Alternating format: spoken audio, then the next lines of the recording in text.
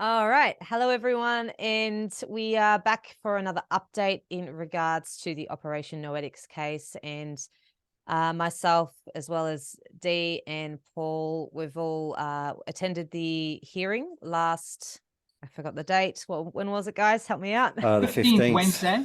That's Wednesday, right. the 15th of March, 2023. That's right. The days have been really rolling into one another. And yeah, what a day. And myself being quite new onto the scene, I've been learning quite a lot. And for those, maybe Paul, you can sort of interject here, sort of bring people up to date about what's been happening. Well, firstly, thank you for coming again, Julia, all the way up to Brisbane District Court, because a lot of people are travelling quite a distance, and not a huge crowd, but we packed the gallery again, so I think that's the main thing. Brief background on the case for people that are not familiar. This is the case of R, which is Regina or the government, versus Patrick O'Day, Russell Pridgeon, and GREER, and Oars. There's in fact 8 people, I believe, in total. It was a case that was started 5 years ago where it was accused and placed in the media before everyone's attention that these people were part of an international child trafficking syndicate. And we're now 5 years later and they're still pushing to go to a trial on the 22nd of May this year. And we're assisting 3 people in particular that are self-represented, Patrick O'Day, Russell Pridgeon, and GREER. And on the 15th, they had a directions hearing to try and raise issues concerning all kinds of questions of law that had occurred that were unfair in the process. This process has most probably been one of the most unfair kind of trials, I guess, for want of a better word, that I've ever seen in my life. I've never seen anything quite like this. So on the 15th of March, the judgment was reserved on that. So Justice Clare has reserved a decision at the moment on that. And they argued well, as well as they could for self-represented individuals. But what I saw in there occurring is really getting to the borderline point where I'm really concerned about us having any kind of judicial system that's of any merit. Well, from my perspective, I was walking into the room thinking that they were going to try and stop the trial from going ahead, but from even hearing the dialogue, it seemed like the decision had already been made. What are your guys' thoughts about that? Because the words were actually spoken.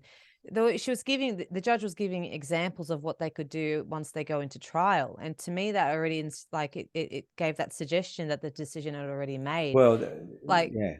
Well, that's just the concerning with the administration of justice. If a district court judge has already decided in favour of the government, which is the case between the government and the people, and made a decision before she's going to hear an argument about why something couldn't proceed, and she appears to have already made a decision it's going to proceed anyway, then it becomes nothing more than lip service.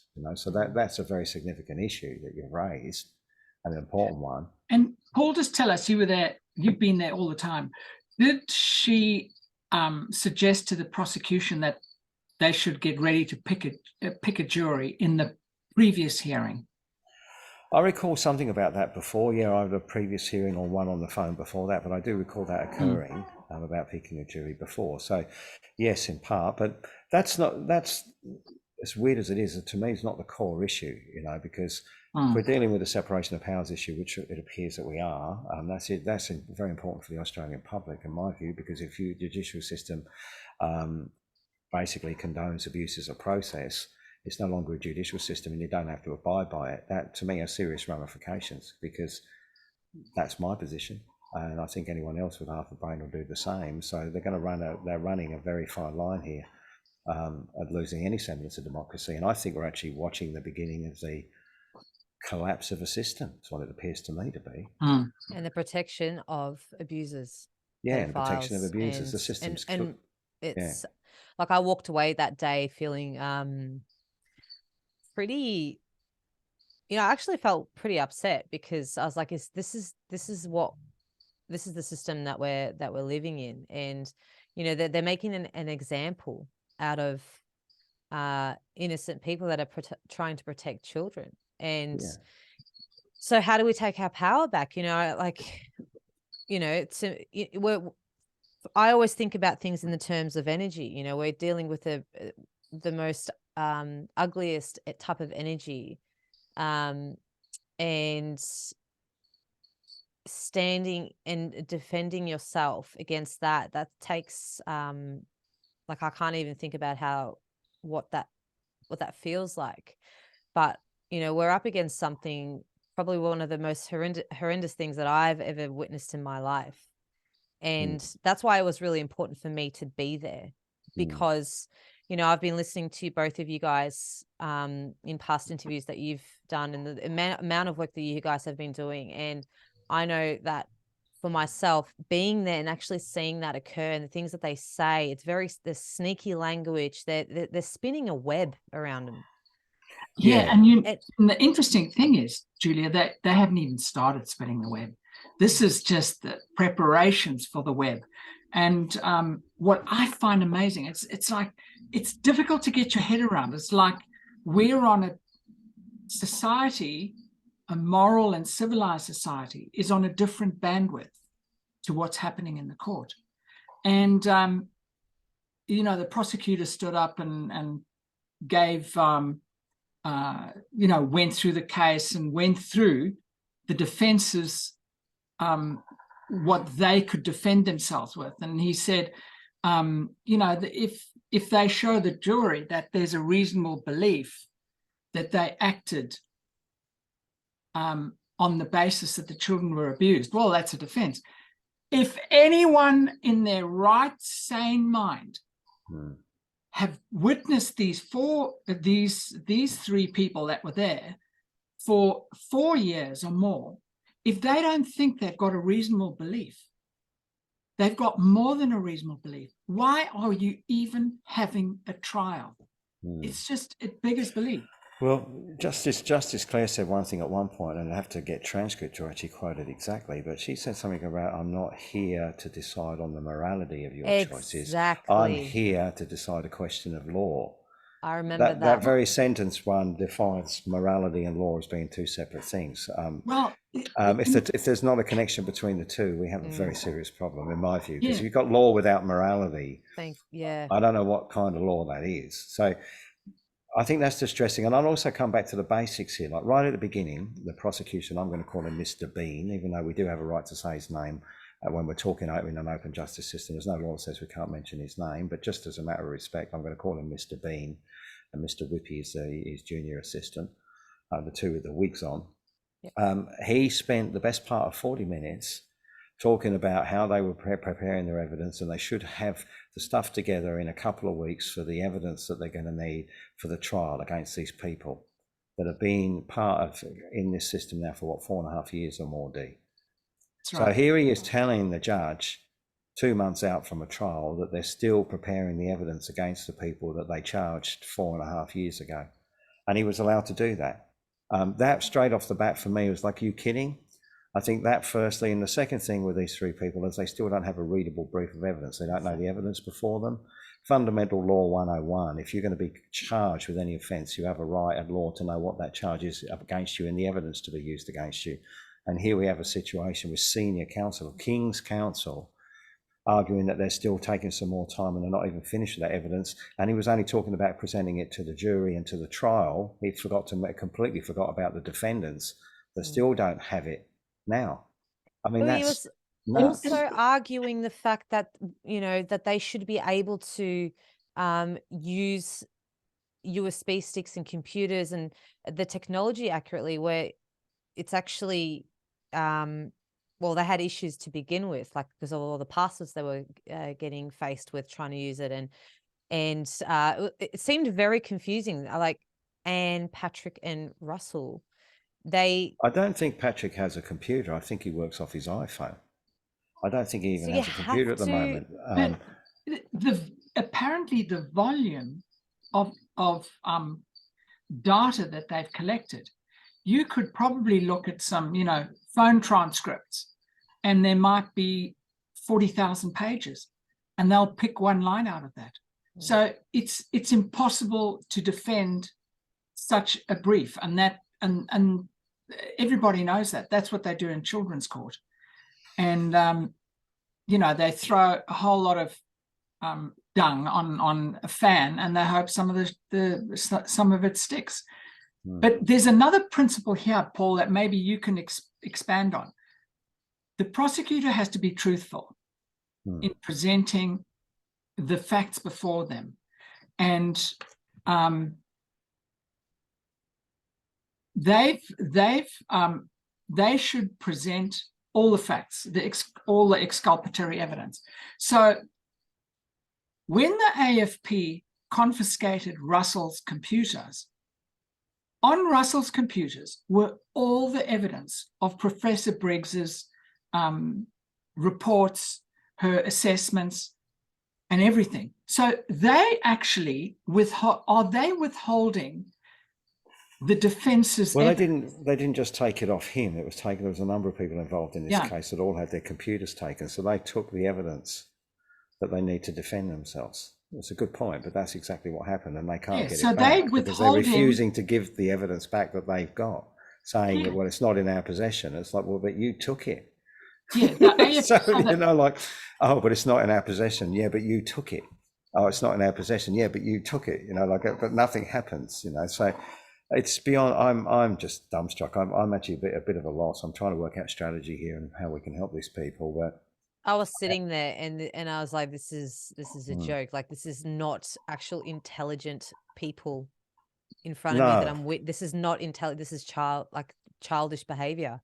No, you have it. No, we don't have it. Well, no, but you should have. Like, this is like a complete insult to humanity.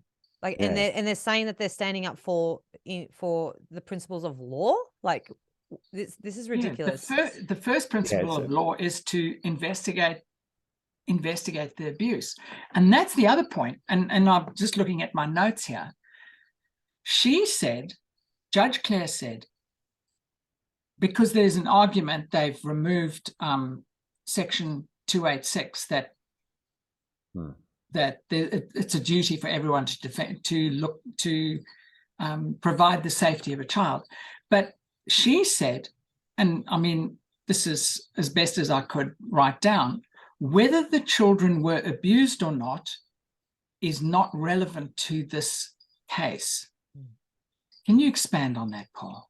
It's almost unbelievable. How they argue that, and their point is that in regards to the charge of conspiracy to defeat justice, which is this charge that they're faced against, that you don't need, it's not about the abuse of the children or whether or not they're abused or the criminality of the people that did it. It's got nothing to do with it. This is about whether or not they conspired to defeat justice.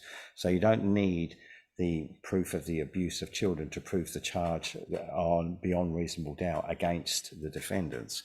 However, in the alternative, which still exists, which they cannot remove, and even if they try to, they can't, is what's called the right to self-defense. It's a fundamental right of law that anyone has the right to self-defense of themselves, not only themselves, but another. So it doesn't take away the defendant's right to defend their case, but the prosecution don't need it to prove their case, is what they're saying. So it's not part of conspiracy to defeat justice. It's very confusing because it kind of disempowers people into thinking that the judge is taking your right to self-defense away, but they can't do that. That's a fundamental right of law. Like, if you're accused of something you haven't done it, you have a right to defend yourself. And in my view, you have a right to defend yourself using any fucking mechanism, excuse the French, any fucking mechanism you can to defend yourself on what you know is right. So no one's going to tell me, for example, how to defend myself. I will defend myself and I'll state my case, but you can't take my rights away.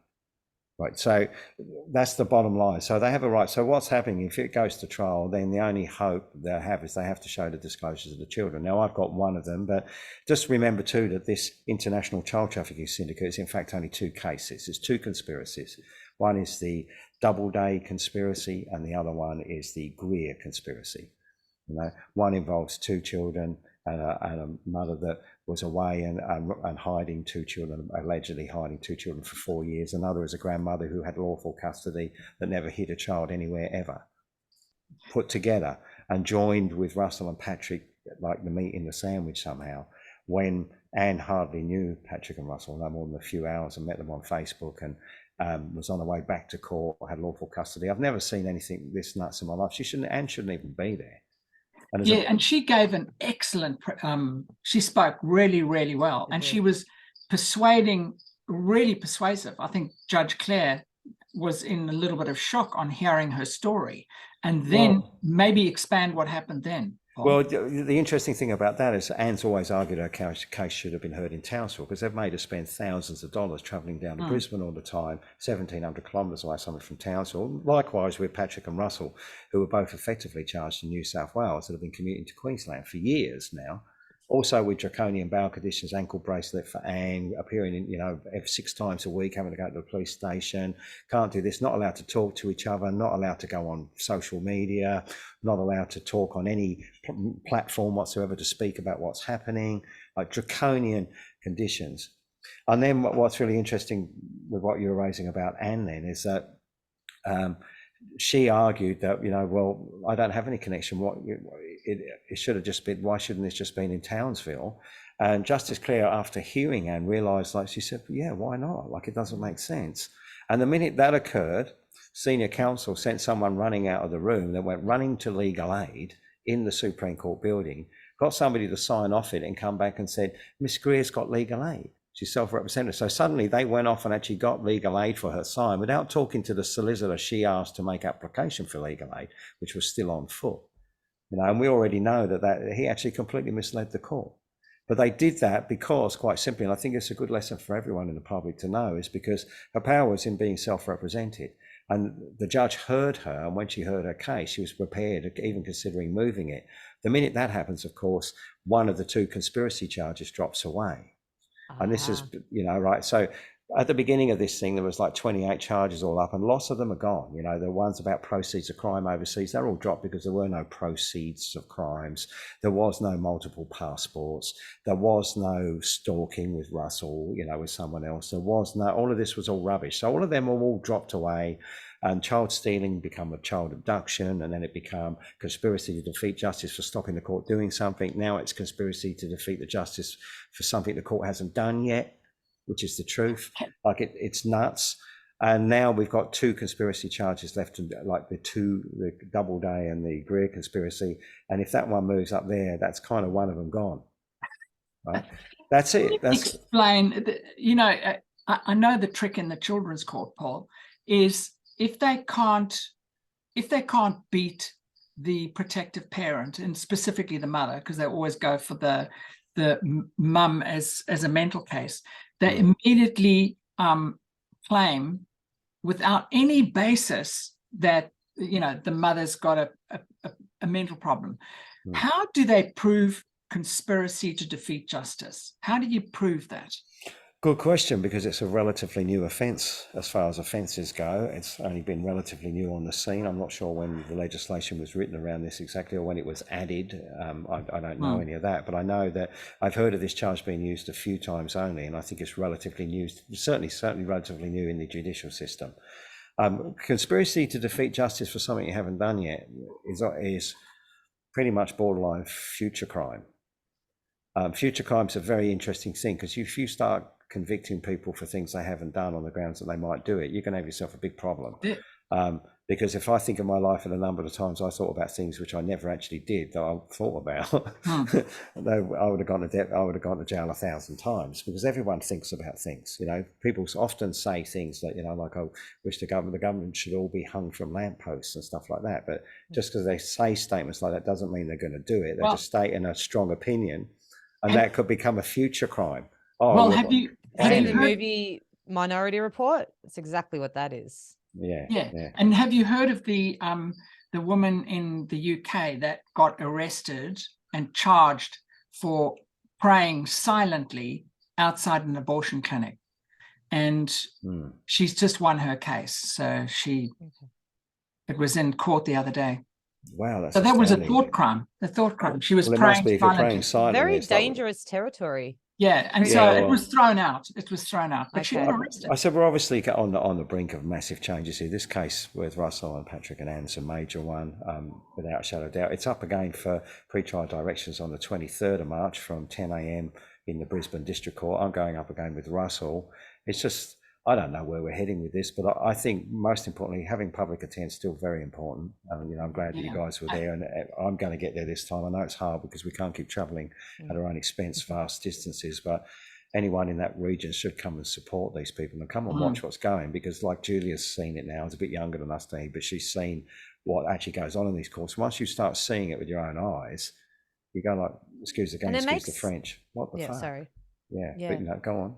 Makes a difference being there and watching them, even though if you like myself, I don't know a lot about the lingo and the language and stuff, but you can sort of read what's happening in the room. And to me, seeing the judge there, she looked nervous. She looked nervous. Yeah. And if that's putting pressure on them, then we have to do that just by showing up. So Yeah. Well, makes a difference. we are the public, and we are the people and the public, and this is a system that's supposed to be there to serve us, and they are public servants. That's the bottom line. So it's not like they're running the show. That's not the way it should be. They have a huge responsibility. Judges, especially in our system, are really the only thing that holds us together as a democracy, because if the judges are not impartial and unbiased, then we no longer have any protections from the government. None. You know, and we've already seen to a large degree what's happening with that kind of breakdown. There's no protection between the people and government. Then the inevitable result will be civil war. That's where we're heading. And I think that's almost inevitable for this country, the way things are going. A lot of people may not realise that yet, but I think that's the reality. Yeah, you can. You know, like you can't.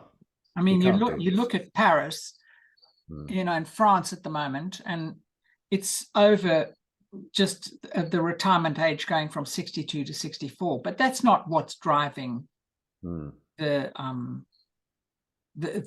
anger in people. Just a question, Paul. Could the defendants counter sue for conspiracy to defeat justice with regard to the various detectives conspiring to conceal the evidence of abuse? They can take out a malicious prosecution, and one of them has, I think Anne has, it's been stayed at the moment while the proceedings are on foot. You can take out a malicious prosecution on charges that have been dropped. So considering a number of those charges have been dropped, you can do that to fight them, but it's a very difficult thing. In fact, that's actually what I'm doing at the moment with my matter, which is on April the 5th, from about the same time, 10 a.m. in the Sydney District Court, John Madison Tower building, Goulburn Street. Just getting all my facts right, but on April 5th, it's the same thing. I'm running a malicious prosecution at the same time as they've still got 7 charges left against me. So 3 dropped, and I'm now maliciously prosecuting those 3. So they can. But the issue here is one of social empowerment. It's the fact that these 3 people, one, have very limited computing skills, incredibly limited computing skills, don't really have the access to any kind of assistance. They spent thousands of dollars of their own money to try and get professional assistance from legal professionals that have all failed in one way or another. So that they're really there not by, it's not their choice to be self-represented. They don't have a choice. You know, Russell couldn't get, you've got to remember, he couldn't even get Centrelink. He couldn't get legal aid because they said he had millions of dollars, $1 million overseas or something that he never had. So they said, I've got $1 million, but he said, I don't. They took all his stuff off him, you know, so he lost all his tax file records. He lost everything. They just took the whole fucking lot. You know, that's the terrible thing. This is the most, it's, anyone who can survive this kind of punishment is, they have to be very, very strong. Well, I'm deeply concerned about Patrick, especially. I think all of them struggle, but Patrick especially, in my view, because he is already highly PTSD. Plus, he was in the Rhodesian army for many years, about 7 or 8 years, I think, and he survived driving over 4 landmines. He's profoundly deaf. None of that information has been before the court, so he's just in there, and he doesn't really even understand what's going on. And nobody's even bothered to show him. And again, you've got to ask yourself some questions with the judicial system. You can't do that. Like, it's supposed to be fair for people. If they don't have a computer and they can't use a computer, then you give them a printable brief. You show them the evidence, and if you've got a video, well, you can play them a video. Obviously, you can't give them a print out of a video. But outside of that video and audio stuff they're relying on, all of the other stuff can be printed and given to them. It'd be very easy. So at least they could read it and put it into some kind of form. But I just think it's the unfairness. The fundamental thing is this massive unfairness, and it's so unfair that these people they've lost their capacity to work for years. Russell lost his license to practice as a doctor for 3.5 years.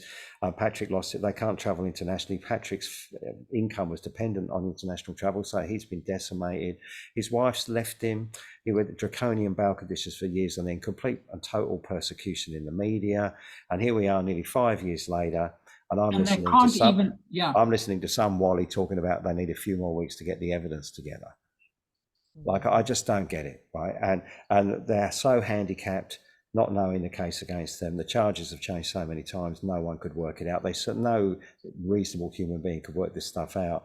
That on those grounds alone, and the other thing too is Russell's had to give up his doctor's practice as well now that he re-established again. I helped him get that up with some friends of mine so he could start working in some capacity after not being able to work for 3.5 years. Now he's giving it up again. So he can't work again. So he's on his ass, no money, no income. Maybe he can get Centrelink now, I don't know.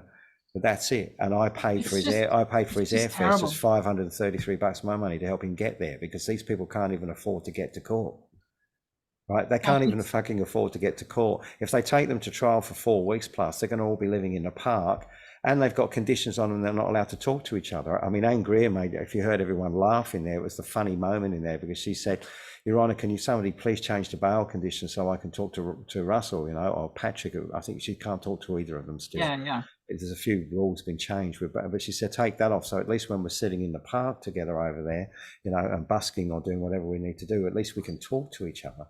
Yeah, we can all camp in the park together. But that's it. That's what this is, and this becomes a travesty of justice. And like I said, when you see the administration of justice, really, if she allows this trial to go ahead, then the administration of justice falls into complete and utter disrepute.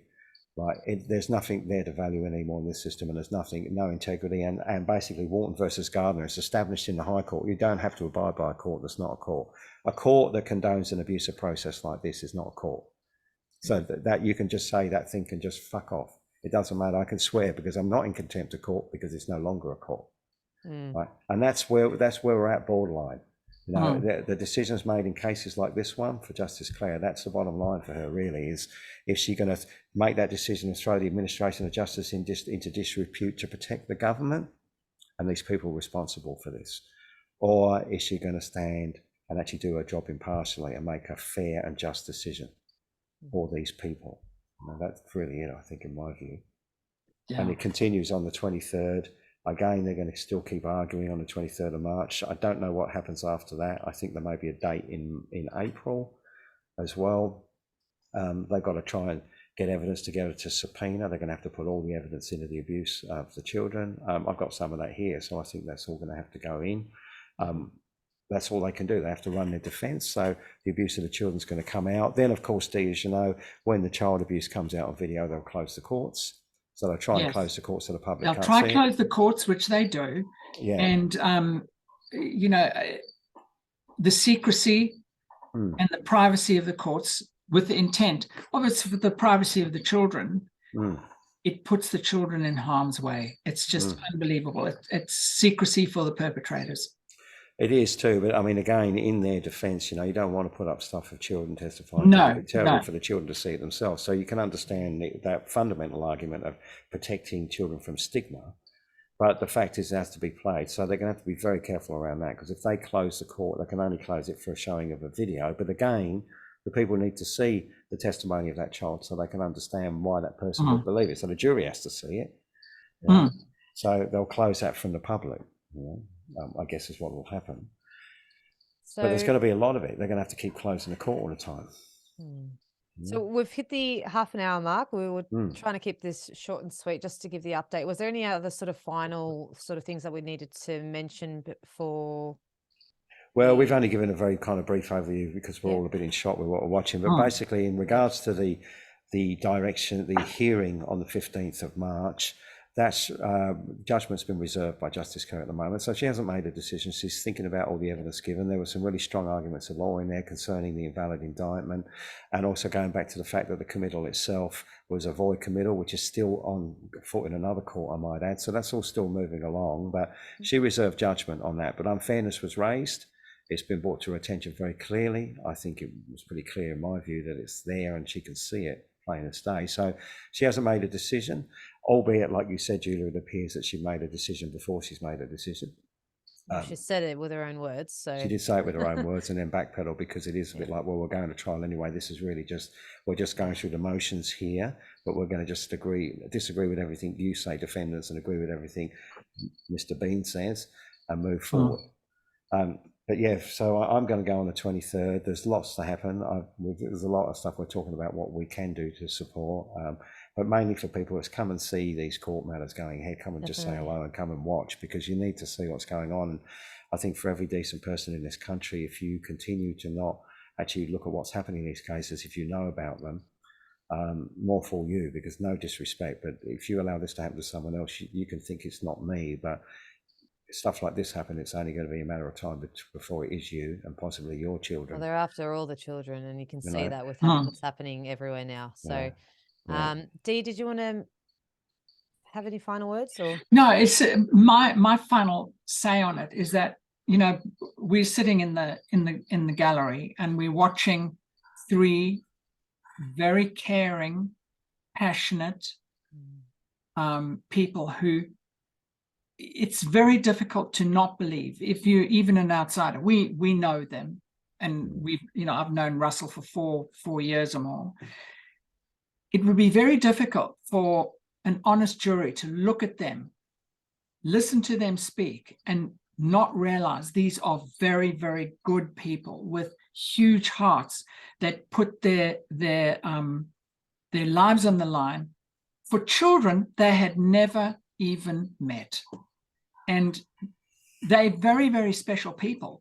And the torture that happens to, you know, protectors of children in this country, and there are, you know, I don't know how many thousands, tens of thousands of good parents that have had their children ripped off them, and then they're accused of mental issues or something because they were trying to defend their children. And so, to me, this is the core that we need to. I wrote an article on Gumshoe News about it, that we are in two bandwidths. Society is operating on one bandwidth, and we don't know how the bandwidth within the courts work. They get given the same information, but it doesn't seem to sort of register. And we need to put those two bandwidths in a decent society, to me. And it's so obvious that they were trying to do the right thing. And so that begs the question, who did the wrong thing to initiate all this to unfold? And who sent the children back to the people the children claimed abused them? Yeah, and who hid all the evidence of the disclosures? Yeah. And why? Yeah, why did they do that? Yeah. Why did they do that? You know, and they have, you know, so there is a conspiracy to defeat justice, but it's not these three defendants. Yeah. That seems to be its classic projection, and it's in fact the prosecutors really should be the defendants, because they're the criminals. Yeah. Really, at the bottom line, that appears to be what it is to me. Yeah, no, that's what it does. It's so clear to me when I see this unfolding, and in all these other children's court cases and stuff. And it's so clear, but it's very difficult for the society to register how bad it is. Like you said, I mean, we have to close, but the very fact that they don't want to look at the founding fact that these children disclose sexual abuse, like, I mean, if you look at the foundation of it, then everything else, you don't even need to be here. But they don't want to look at it. Same in my case, you know, the same bullshit. Yeah. We're not going to look at the fact that the child was removed unlawfully without delegated authority based on known false information. Right? Well, then the child was abducted by the state. That's the fact, but you don't want to look at that. That's not before, that's not where we do it here. Well, what court do you do it in? Yeah. You didn't even want to hear that when you were in regards to your case. No, they don't. They threatened Andrew with contempt. You threatened. Yeah, well, the same. Look at what happened with Russell in this case with Magistrate Gett. They accused him of criminal defamation when he raised it. Right. They don't want to hear it. So this is the problem. So they don't want to hear the truth. No. Right? So they don't want to hear the truth. So that's a justice system that doesn't want to hear the truth, and the justice system that hides it. Well, the problem you have then is that if they're aware of it and they're hiding it, then they're complicit, they're condoning it. So they are also responsible, albeit indirectly, they're responsible for the continued suffering of children. That's the bottom line. You know, and they will have to pay for that, unfortunately. Yeah, and the interesting thing in this is they can't argue that they haven't got the evidence of child abuse. They took it from Russell's computer. They have all the evidence. So they've spent 4 years digging through all these computers. They've got the evidence of child abuse. Why are we even in court? And that's the question Judge Clare has to ask herself inwardly. Why is she in court? Yeah, why did a senior constable say that one of the children hadn't disclosed sexual abuse when his own officers in his own Yeah. police station did an interview with that child that I've seen. And why did that same officer drive from Townsville all the way down to Wauchope to pick her up? That was Yeah. in there too. To Yeah. pick her up and take her back. That same officer. When have you ever Yeah. heard that happening before? No. Bullshit. You know, See, there's so the- we But know look, what it's they're very hiding. obvious. It's very fucking obvious what's It's happening. so Yeah, obvious. Like, with the Anne, that's a only- no-brainer. So Yeah, we know what's going just on like there. we know what's going on. We've got to get the Mm. information out there. So guys, please, when you see this, share this video, talk about it with your friends, your family, even your neighbors, do whatever it takes, because this is the most atrocious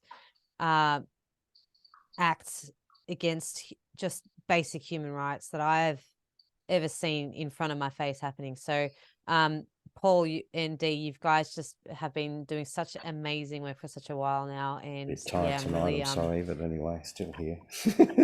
like it's I bounce back, I always bounce Oh, back. Julia, thank you for Thank you, yeah. organizing this. Thank you, All right. Julia. all right. We'll speak soon. All right, Okay. Look forward to All hearing right. the next All right. update. all right. Okay. Bye.